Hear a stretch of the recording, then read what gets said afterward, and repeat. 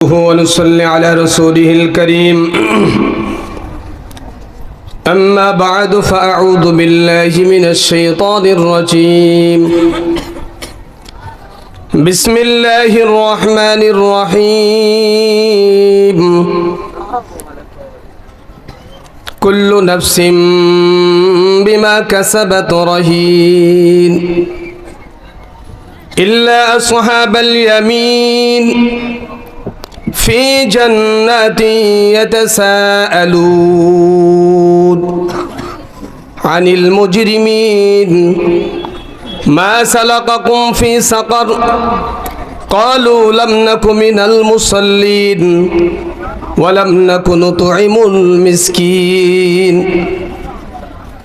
صدق الله المولان العظيم اللهم صل على محمد وعلى آل محمد كما صليت على إبراهيم وعلى آل إبراهيم إنك حميد مجيد اللهم بارك على محمد وعلى آل محمد كما باركت على إبراهيم وعلى آل إبراهيم إنك حميد مجيد الحمد لله সর্বপ্রথম সেই মহান মালিকের দরবারে শুকরিয়া আদায় করছি যে মহান আল্লাহ তাআলা গভীর রজনী পর্যন্ত শীতের দিন, শীতের মৌসুম চলতেছে, আল্লাহ তাআলা আমাদেরকে আরামের বিছানা ত্যাগ করে মাহফিলের প্যান্ডেলে জান্নাতের বাগিচায় বসার তৌফিক দিয়েছেন। এজন্য আমরা দিল থেকে শুকরিয়া আদায় করি আলহামদুলিল্লাহ। আসলে আপনারা এই মাহফিল পেয়ে খুশি না বেজার? তো খুশি যদি হন তাহলে তো লোক এই কয়জন হওয়ার কথা না। এখানে যদি কোরআন হাদিসের কথা না হয়ে দুনিয়ার কোন গানের মঞ্চ হতো, এই প্যান্ডেলে জায়গা দিতে পারতেন। যদি টিকিট হতো তাও টিকিট কাইতে দেখলেও মানুষ কি আল্লাহু আকবার। যাই হোক, লম্বা চড়া আলোচনা নয়, হযরত আসছেন, দীর্ঘ পথ অতিক্রম করে আসছেন, একটু ক্লান্ত, এই জন্য তিনি খাবার খেয়ে একটু বিশ্রাম করতেছেন। উনি আসা পর্যন্ত আপনাদের সঙ্গে কয়েকটা কথাবার্তা বলে আমি আমার বক্তব্য শেষ করব। আমরা সকলেই আল্লাহর বান্দা। আমাদের স্রষ্টা কে? সবাই একটু কথা বলতে হবে। অল্প সময়ের ভিতরে লোক অল্প, কিন্তু এই লোকগুলোর দাম অনেক বেশি। যদি আপনারা সংখ্যায় কম হয়ে থাকেন, তারপরও আপনাদের সম্মান আল্লাহ পাক রব্বুল আলামিনের কাছে এই মুহূর্তে পৃথিবীর অন্য মানুষ থেকে অনেক বেশি। তো যেহেতু আপনারা সম্মানিত ব্যক্তি, আপনাদেরকে পছন্দ করেছেন বিদায় আপনারা এখানে আসতে পারছেন। আপনাকে যদি আসার তৌফিক না দিত আপনি আসতে পারতেন না। তো যে আল্লাহ তাআলা আপনাকে আনছেন, তো এই মজলিস থেকে, এই মাহফিল থেকে কিছু নিয়ে যেতে হবে। আমাদের স্রষ্টাকে কে? আমাদেরকে বানিয়েছেন আমাদের রিজিক দাতাকে। তো তার ইবাদত করার প্রয়োজন আছে কিনা? আপনার বাড়ি একজন কামলা কাজ করে, আমাদের গ্রাম্য ভাষায় কিষেন বলে, আপনাদের এলাকায় কি বলে জানি না। তো ওরা আপনি একটা কাজ দিলেন যে সকাল থেকে সন্ধ্যা পর্যন্ত তোমার কাজ করতে পারলে 500 টাকা দিব। সে বুইরা হালি গেছে, ভুইতেও পৌঁছাইছে, কিন্তু কাজ করে নাই, সারাদিন বসেছিল, অন্য মানুষের সঙ্গে গল্প করেছে, অন্য জায়গায় যে আড্ডা দিয়েছে, দুনিয়ার গল্প গজবের ভিতরে সে লিপ্ত রয়েছে। তো সন্ধ্যাবেলা যখন আপনি তার কাছে গেলেন, যায় দেখলেন যে কোনো কাজ করে নাই, আপনি কি টাকা দিবেন? কেন দিবেন না? কাজ ইন্নাল্লাহা আশতারা মিনাল মুমিনিনা আনফুসাহুম আমওয়ালাহুম বিআন্না লাহুমুল জান্নাহ। আল্লাহ পাক রব্বুল আলামিন কুরআনুল কারীমের ভিতরে ঘোষণা করেন, ও দুনিয়ার মুসলমানেরা শোনো, আমার দেওয়া জান, আমার দেওয়া মাল, আমার দেওয়া সহায়, জানের মালিক কে? মালের মালিক কে?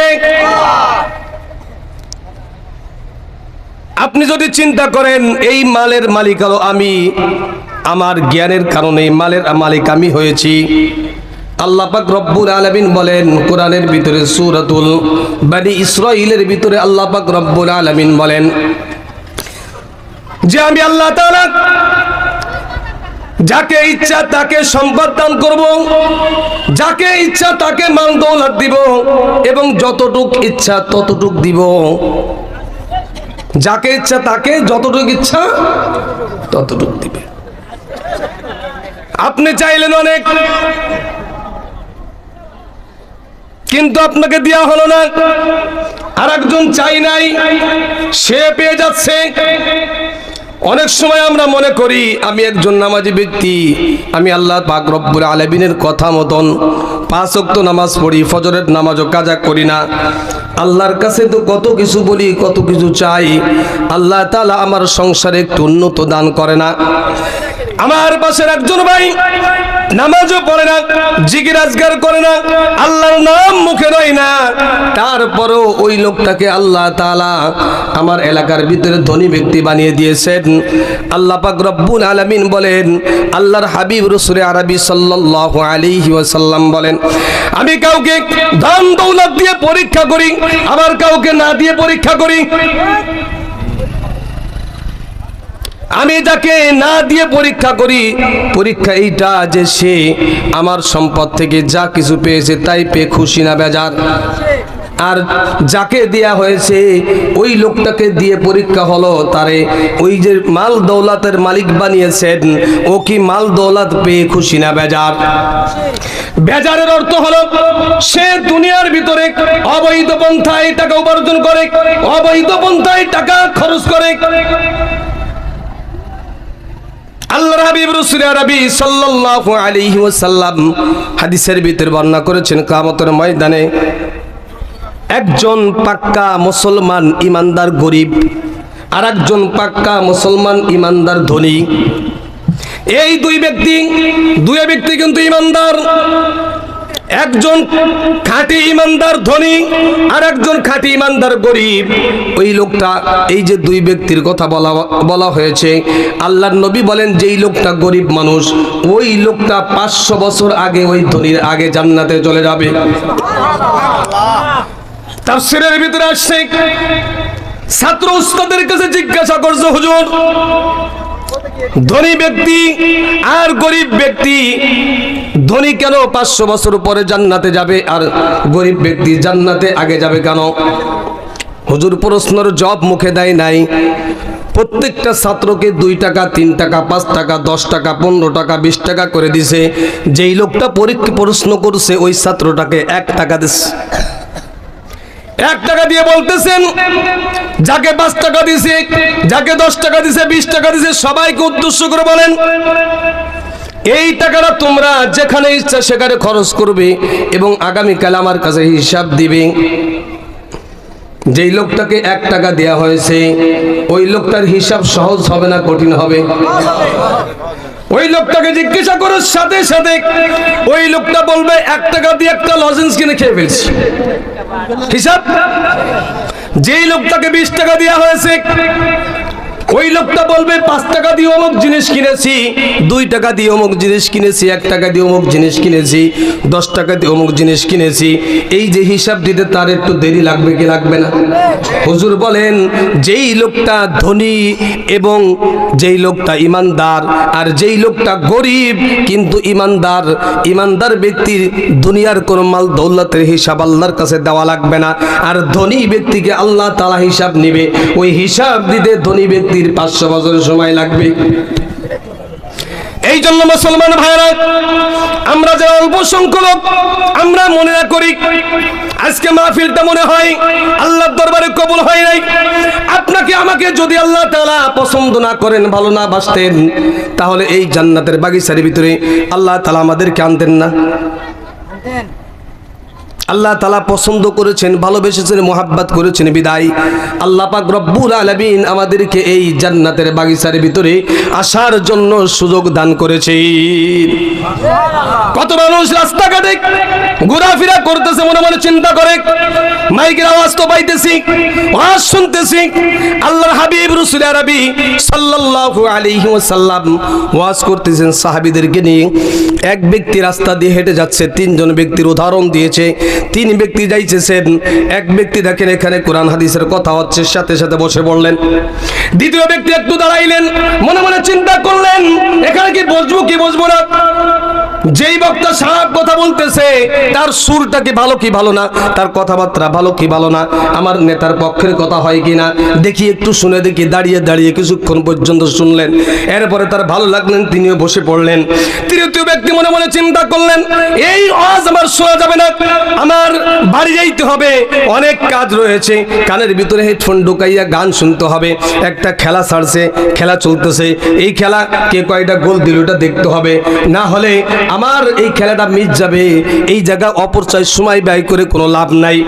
আল্লাহর হাবিব রাসূল আরবি সাল্লাল্লাহু আলাইহি ওয়াসাল্লাম সাহাবীদেরকে লক্ষ্য করে বলে, আমার সাহাবীরা শোনো, যেই লোকটা এই মাহফিলের ময়দানে কোরআন হাদিসের কথা শোনার সাথে সাথে, দেখার সাথে সাথে আল্লাহ পাক রব্বুল আলামিনের কথা শোনার জন্য, রাসূলের কথা শোনার জন্য এই মজলিসে বসে পড়েছে, আল্লাহ পাক রব্বুল আলামিন সাথে সাথে তার জিন্দেগির গুনাহগুলি মাফ করে দিয়েছে। আর যেই লোকটা মনে মনে চিন্তা করলেন বসবো কি বসবো না, হুজুরের সুর কত ভালো দেখি, হুজুর কি আমার নেতার পক্ষের কথা বলে, আমার দলের পক্ষে কথা বলে নাকি বিপক্ষে কথা বলে, একটু শুনে দেখি। কিছুক্ষণ পরে শুনে দেখলো না, এরা কোনো দলের কোনো কথা বলে না, কোরআন হাদিসের কথা বলে। তিনিও বসে গেলেন। আল্লাহর নবী বলেন আল্লাহ পাক রব্বুল আলামিন তাকেও চিন্তা ভাবনা করে তাকেও মাফ করে দিলেন। ঠকছেন না জিতছেন? ঠকছেন না জিতছেন? মনে মনে চিন্তা করতেছেন আমরা অল্প সংখ্যক মানুষ, হয়তো আমরা ঠকে গেছি, দোকানে রাস্তাঘাটে গল্প গুজব করতেছে, এরা মনে লাভবান হয়েছে না। এখানে যতক্ষণ বসে রয়েছেন আল্লাহর ফেরেশতারা আপনার আমল নামায় নেক লিখতেছে, নেক লিখতেছে। আপনি বাজারে যাইবেন, হাতে একটা ব্যাগ আছে, আপনার স্ত্রী আপনাকে একটা লিস্ট দিল, বাজার থেকে সদাইগুলো আনতে হবে, সদাইও আপনি নিয়েছেন, আপনার লিস্টটাও নিয়েছেন, ব্যাগও নিয়েছেন। বাজারে গেলেন, যাই দেখলেন পকেটে আপনার টাকা নাই। দোকানদার মাল দিবে? কেন দিবে না? আমার কাছে তো লিস্ট আছে, ব্যাগও আছে। টাকা না থাকলে দোকানদার যে কোনো মাল দিব না। ইন্নাল্লাহ আশতারা মিনাল মুমিনিনা আনফুসাহুম আমওয়ালাহুম বিআন্না লাহুমুল জান্নাহ ইউকাতিলুনা ফি সাবিলিল্লাহ। আল্লাহ পাক রব্বুল আলামিন বলে, ও দুনিয়ার মুসলমানেরা শোনো, আমি আল্লাহ তাআলা তোমাদের কাছে তোমাদের জান এবং মালকে আমি আল্লাহ তাআলা কিরাই করে নিয়েছি। জান দিয়েছেন কে? আরো জোরে বলেন। জান কে দিয়েছেন? মাল কে দিয়েছেন? জানের মালিক কে? মালের মালিক কে? ওই জানের মালিক, ওই মালের মালিক তিনি বলতেছেন, ইন্নাল্লাহ আশতারা মিনাল মুমিনিনা আনফুসাহুম ওয়া আমওয়ালাহুম বিআন্না লাহুমুল জান্নাহ। আমি আল্লাহ পাক রব্বুল আলামিন ইমানদার ব্যক্তিদের কাছ থেকে তার জানের বিনিময়, তার মালের বিনিময় আমি আল্লাহ তাআলা তাদের কাছে জান্নাতকে বিক্রি করেছি। কিসের বিনিময়? কথা বলেন না। কিসের বিনিময়? জানের বিনিময়, মালের বিনিময়। ওই মালটা কিন্তু আল্লাহ তাআলা আমার কাছে আমানত দিয়েছে, ওই জানটা কিন্তু আল্লাহ তাআলা আমার কাছে আমানত দিয়েছেন। আল্লাহর হাবিব রাসূল আরবি সাল্লাল্লাহু আলাইহি ওয়াসাল্লাম বলেন, এই যে আমরা মাহফিলে বসে বসে অথবা মসজিদে ইমাম সাহেব যখন কথা বলে জুমার দিন, আমরা মাঝে মাঝে সুবহানাল্লাহ আলহামদুলিল্লাহ আল্লাহু আকবার বলি কিনা? বলি না? সুবহানাল্লাহ আলহামদুলিল্লাহ আল্লাহু আকবার আমরা বলতে থাকি। কিয়ামতের ময়দানে আল্লাহর হাবিব জনাব মুহাম্মদ রাসূলুল্লাহ সাল্লাল্লাহু আলাইহি ওয়াসাল্লাম এক ব্যক্তির জাহান্নামের ফয়সালা হয়ে গেছে। আল্লাহ নবী বলেন ওই লোকটাকে যখন জাহান্নামে নেওয়া হবে, জাহান্নামের কাছে যখন যাওয়া হবে, আল্লাহর হাবিব রাসূল আরবি সাল্লাল্লাহু আলাইহি সাল্লাম তাকে বলবেন, ফেরেশতাকে বলবে, ও ফেরেশতা, এটা তো আমার উম্মত, কেন জাহান্নামে নিয়ে যাও? কয় তার নেকির পাল্লা একটু হালকা, গুনার পাল্লা ভারী হয়ে গেছে, আমার সামনে আবার কি করো মাফক। এবার একদল ফেরেশতা বিশাল একটা বলের মতন, বিশাল এক বলের মতন এক নেকি নিয়ে চলে আসছে, পাল্লার পরে উঠাইবে। আল্লাহর বান্দা বলবেন, ওই ফেরেশতারা, এই নেকি কার? কয় এই নেকি তোমার। কয় না, আমি এত নেকি কোনোদিন করি নাই, আমি এত নেকি কোনোদিন করি নাই, তুমি অন্য কারণ নাকি আমার পাল্লায় উঠাইতেছ। একবার উঠাইলে কিন্তু আমি আর নামাইতে দিব না, যদি আমার পাল্লার ভিতরে উঠে যায় এই নেকির, আমি কিন্তু নামাইতে দিব না। ফেরেশতা বারবার বলবে, না এটা তোমার। তখন আল্লাহ পাক রব্বুল আলামিনের এই বান্দা আল্লাহর কাছে প্রশ্ন করবে, রব্বুল আলামিন, এত নেকি আমি কোথায় পেলাম? তখন আল্লাহ পাক রব্বুল আলামিন বলবেন, ও আমার বান্দা শোনো, ওই যে মসজিদের ভিতরে ইমাম সাহেব, ওই যে মাহফিলের ভিতরে বক্তা সাহেব, আলেম সাহেব তোমাকে বারবার সুবহানাল্লাহ আলহামদুলিল্লাহ আল্লাহু আকবার বলার জন্য বলেছিলেন, এই যে সুবহানাল্লাহ আলহামদুলিল্লাহ বলেছো, এই সুবহানাল্লাহ আলহামদুলিল্লাহকে আমি আল্লাহ পাক রব্বুল আলামিন এই যে পাহাড় পরিমাণ নেকি দিয়ে ভরপুর করে দিয়েছি। এজন্য আমরা যারা অল্প সংখ্যক লোক আসছে, আমরা ঠকি নাই, আমরা লাভবান হয়েছি। আমাদের দাম আর অন্য মানুষের দাম আল্লাহর কাছে আকাশ এবং জমিনের যেরকম পার্থক্য, এরকম পার্থক্য আমার এবং আপনাদের এবং বাইরে যারা আছে তাদের ভিতর পার্থক্য আল্লাহর কাছে। আমি যে আয়াতে কারিমা তেলাওয়াত করেছি, আল্লাহ পাক রব্বুল আলামিন বলেন, কুল্লু নাফসিন বিমা কাসাবাত রহিন, প্রত্যেকটা মানুষ তার নিজের কর্মের জন্য নিজে দায়ী। আপনি একটা, আপনাদের দেশে জমি বন্ধক রাখে নাকি? জমি বন্ধক দেয় না? হ্যাঁ, রহিন শব্দের অর্থ হলো বন্ধক। তা বন্ধকি জমি যতদিন পর্যন্ত টাকা পরিশোধ না করবেন, ওই জমির কি মালিকানা দাবি করতে পারবেন আপনি? আপনি জোর করলে তো আপনার নামে কেস হয়ে যাবে। তো আল্লাহ পাক রব্বুল আলামিন বলেন, কুল্লু নাফসিন বিমা কাসাবাত রহিন, প্রত্যেকটা মানুষ তার কর্মের জন্য নিজে দায়ী, আবদ্ধ। ইল্লা আসহাবাল ইয়ামিন, কিন্তু কিয়ামতের ময়দানে আল্লাহ পাক রব্বুল আলামিন যাদেরকে ডান হাতে আমলনামা দিবে তারা না, যারা ডান হাতে আমলনামা পাবে তারা না, তারা ব্যতীত। ইল্লা আসহাবাল ইয়ামিন ফি জান্নাতি ইয়াতাসাআলুন আনিল মুজরিমিন। জান্নাতের ভিতরে একটা বাজার বসবে, জান্নাতীদেরকে জান্নাতের ভিতরে দেওয়ার পরে জাহান্নামীদেরকে যখন জাহান্নামে দিবে, জান্নাত এবং জাহান্নামের জানালা খুলে দেওয়া হবে। জান্নাতবাসীরা জান্নাতীদেরকে, জাহান্নামীকে দেখবে, জাহান্নামীরা জান্নাতবাসীদেরকে দেখবে। তখন জান্নাতীরা বলবে জাহান্নামীদেরকে লক্ষ্য করে, ও আমার ভাই, একই সাথে একই বাজারে বসবাস করতাম, একই গ্রামে বসবাস করতাম, একই রাস্তা দিয়ে চলাফেরা করতাম, কি ব্যাপার আমরা আজকে জান্নাতে, তোমরা আজকে জাহান্নামে, কারণটা কি? আল্লাহ পাক রব্বুল আলামিন চারটা দোষের কথা এখানে বলেছেন। চার শ্রেণীর মানুষেরা জাহান্নামে যাবে। কয় শ্রেণীর লোকেরা? জোরে বলেন, কয় শ্রেণীর লোকেরা জাহান্নামে যাবে? আমরা যদি এর ভিতরে চার শ্রেণীর অন্তর্ভুক্ত হয়ে যাই, আমরাও জাহান্নামে যাব, এবং যারা এই চার দলের অন্তর্ভুক্ত তারা জাহান্নামে যাবে। আল্লাহ পাক রব্বুল আলামিন বলেন, ইল্লা আসহাবাল ইয়ামিন ফি জান্নাতি ইয়াতাসাআলুন আনিল মুজরিমিন। মুজরিম মানে অপরাধীদেরকে সেই দিন জান্নাতীরা প্রশ্ন করবে, ও অপরাধীরা, কি ব্যাপার, আমরা তো একই গ্রামে বসবাস করতাম, একই রাস্তা দিয়ে চলাফেরা করতাম, অনেক সময় একই জায়গায় দাওয়াত খেয়েছি, একই মসজিদে নামাজ পড়েছি, তোমাকে নামাজের জন্য দাওয়াত দেওয়া হয়েছে, তুমি নামাজে আসো নাই, আমি নামাজে গিয়েছিলাম, তুমিও মুসলমান আমিও মুসলমান, তোমাকে বলা হয়েছে ভাইজান আমিও মুসলমান তুমিও মুসলমান, আমার পরে আল্লাহ পাক রব্বুল আলামিন 5 ওয়াক্ত নামাজ ফরজ করেছে, তো আপনাদের উপরে কয় ওয়াক্ত ফরজ? আমার পরে তো আল্লাহ 5 ওয়াক্ত ফরজ করেছেন, আল্লাহ আপনাদের উপরে কয় ওয়াক্ত? 2 ওয়াক্ত, 3 ওয়াক্ত, কয় ওয়াক্ত? 5 ওয়াক্ত নামাজ ফরজ করেছেন। ফি জান্নাতি ইয়াতাসালুনা আনিল মুজরিমিন মা সালাকাকুম ফি সাকার।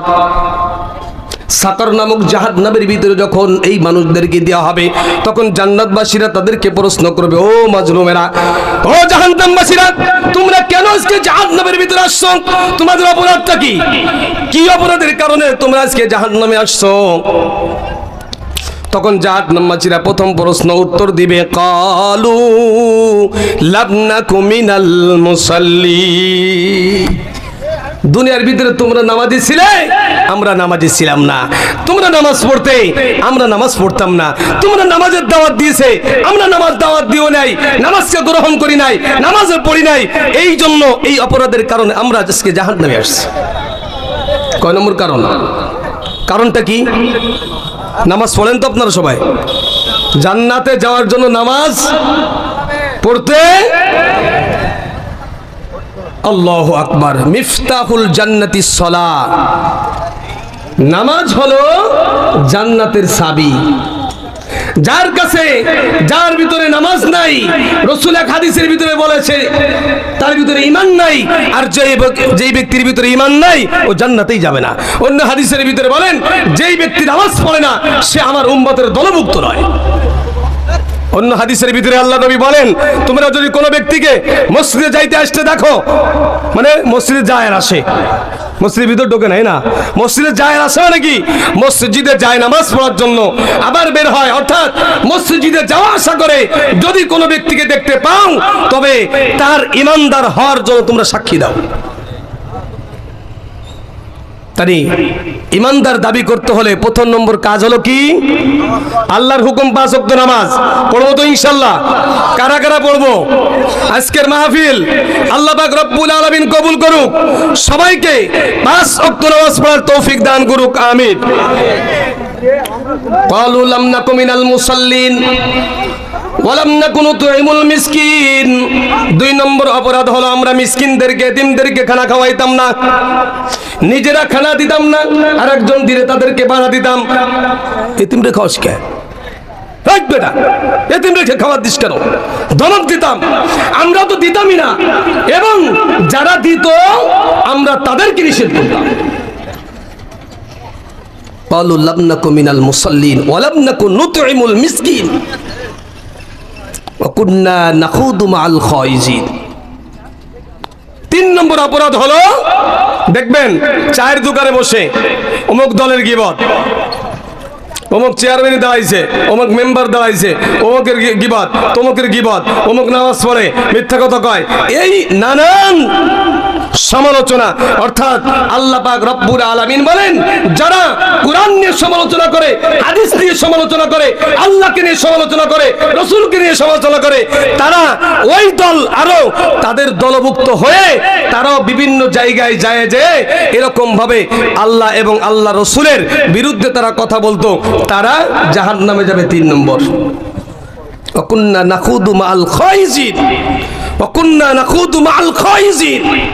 যারা আল্লাহর বিরুদ্ধে কথা বলে, যারা রাসূলের বিরুদ্ধে কথা বলে, যারা কুরআনের বিরুদ্ধে কথা বলে, যারা ইসলামের বিরুদ্ধে কথা বলে, আমরা তাদের সাথী হয়ে আরো বেশি কথা বলতাম।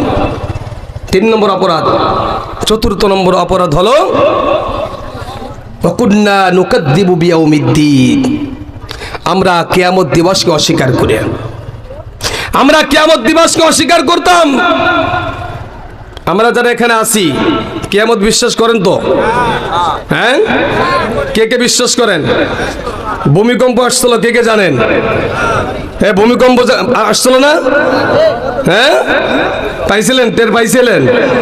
ভূমিকম্প টের পান না? শুক্রবারের দিন 10টা 38 মিনিটে টের পান না আপনারা? আল্লাহু আকবার, আল্লাহু আকবার। আমরা টের পাইছি ভাই। 3 তলা পরে ছিলাম, প্রথম একটা ঝাঁকি দিল, এরকম বসেছিলাম।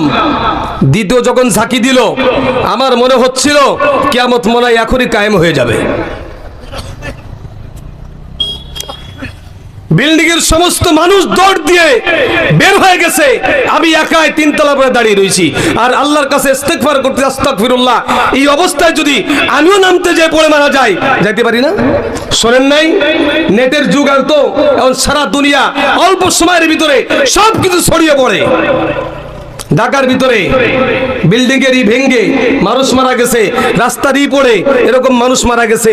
আরো বলা হয়েছে, বিজ্ঞানীরা বলেছেন এটা হয়েছে 5.5, তার মানে 5 সেকেন্ড। ভূমিকম্পটা হয়েছে কত? 5 সেকেন্ড। আল্লাহ তাআলা বলেন, ইদা সুলসিলাতিল আরদু সিলসালাহা ওয়া আখরাজাতিল আরদু আসকালাহা ওয়া ক্বালাল ইনসানু মা লাহা। আমার এই যে জিলজাল যখন আমি দিব, এই পৃথিবীটাকে আমি আল্লাহ তাআলা এমন ভাবে ধ্বংস করব যে, তুলা চেনেন? তুলা, শিমুল গাছের ফল যখন পেকে যায় দেখবেন রোদে এবং বাতাসে এরকম উড়তে থাকে। আল্লাহ তাআলা বলেন, ইজা সুলসিলাতিল আরদু সিলসালাহা, যখন আমি কিয়ামতকে কায়েম করব, এই পৃথিবী রাখবো না, আমি যখন জিলজাল দিব, তো আল্লাহ তাআলা বলেন যে এই জিলজালে ওই যে তুলা যেরকম ভাবে আকাশের ভিতরে বাতাসের এসে উঠতেছে, এই জমিনকেও আমি আল্লাহ তাআলা ভেঙে চুরমার করে দিব, তুলার ভিতরে উঠতে থাকবে। এই জন্য মুসলমান ঈমান নিয়ে কবরে যাইতে হবে, ঈমান নিয়ে কবরে যাইতে হবে। ঈমান যদি আমাদের না থাকে তাহলে আমাদের জন্য খুবই দুঃখ আছে। আর যদি আমরা ঈমান নিয়ে যাইতে পারি, ওয়া ইয়ামাল মিসকালা যাররাতিন খায়রান ইয়ারা, যাররা পরিমাণ ঈমান নিয়ে যদি আমি যাইতে পারি, তো আল্লাহ তাআলা আমাকে এই দুনিয়ার মতন 10 দুনিয়ার সমতুল্য একটা জান্নাত আল্লাহ তাআলা আমার জন্য প্রস্তুত করে রেখেছেন। 1 নম্বর অপরাধ হলো আমরা নামাজ পড়তাম না। 2 নম্বর অপরাধ হলো আমরা এতিম মিসকিনদেরকে নিজেরা খানা খাওয়াইতাম না, আর যারা খানা খাওয়াই তাদের বিরুদ্ধাচরণ করতাম, তাদেরকে নিষেধ করতাম। 3 নম্বরে কোরআন নিয়ে, হাদিস নিয়ে, রসুল নিয়ে, আল্লাহকে নিয়ে যারা সমালোচনা করে আমরা তাদের সাথী হয়েও আল্লাহর বিরুদ্ধে সমালোচনা করতাম, রসুলের বিরুদ্ধে সমালোচনা করতাম, কোরআনের বিরুদ্ধে সমালোচনা করতাম, ইসলামের বিরুদ্ধে সমালোচনা করতাম। 4 নম্বর হলো আমরা কিয়ামত দিবসকে অস্বীকার করতাম। এই 4টা অপরাধের কারণে আজকে আমরা সাকার নামক জাহান্নামের ভিতরে আসছি।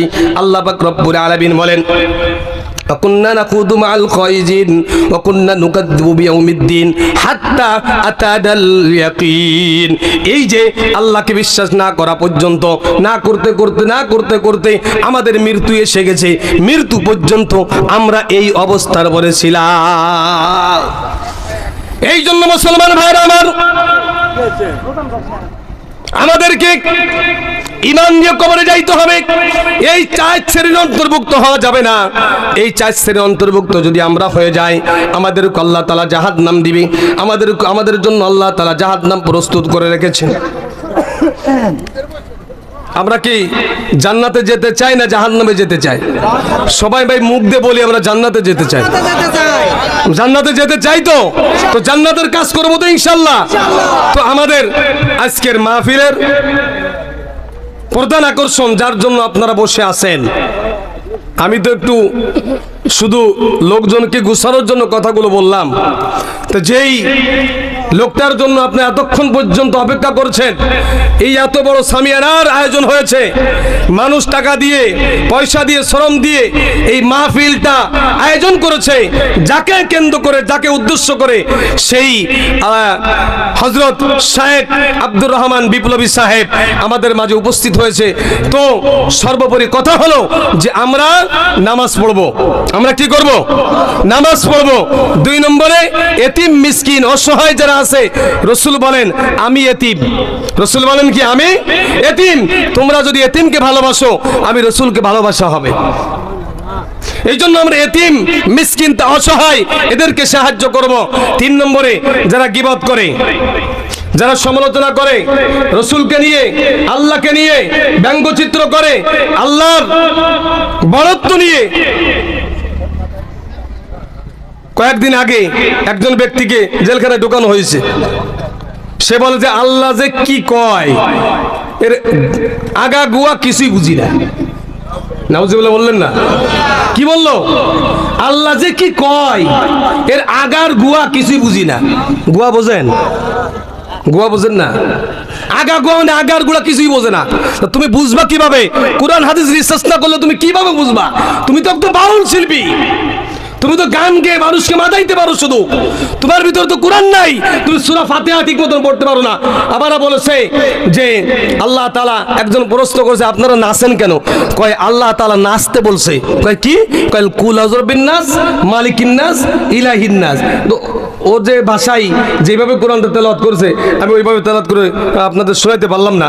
যেভাবে বলছে অর্থাৎ কুল আউযু বিন নাস মালিকেরও নাস ইলাহেরও নাস মিন শারিল আসয়াজিল খান্নাস, এইভাবে বলছে যে আল্লাহ সূরা নাসের ভিতরে বলছে নাচতে, এই জন্য আমরা নাচি। নাউজুবিল্লাহি মিন জালিক। আল্লাহ পাক রব্বুল আলামিন, নাচ শব্দের অর্থ হলো মানুষ। নাচ শব্দের অর্থ কি? মিনাল জিন্নাতি ওয়ান নাস। আল্লাহ পাক রব্বুল আলামিনের কাছে আমরা সাহায্য চাই জিন শয়তান মানুষ শয়তান থেকে। যা কিছু কথাবার্তা বললাম ভুল ত্রুটি হলে আপনি মাফ করে দিবেন। আপনারা এখন আপনাদের সম্মুখে আপনারা যার জন্য অপেক্ষা করতেছেন তিনি গুরুত্বপূর্ণ আলোচনা পেশ করবেন। আশেপাশে যারা আছি ভাই, আপনারা অতি তাড়াতাড়ি মাহফিলের প্যান্ডেলের ভিতরে চলে আসেন। অল্প সময়ের ভিতরে দেখবেন প্যান্ডেলটা ভরে যাবে, আপনারা জায়গা পাইবেন না। অতি তাড়াতাড়ি চলে আসেন। আল্লাহ পাক রব্বুল আলামিন আমাকে আপনাকে সকলকে যা কিছু বললাম শোনার তৌফিক দান করেন। সর্বপ্রথম আমাকে আমল করার তৌফিক দান করেন, আমিন। ওয়া আখিরি দাওয়ানা আলহামদুলিল্লাহি রাব্বিল আলামিন ওয়া মা আলাইনা ইল্লাল বালা। আসসালাম।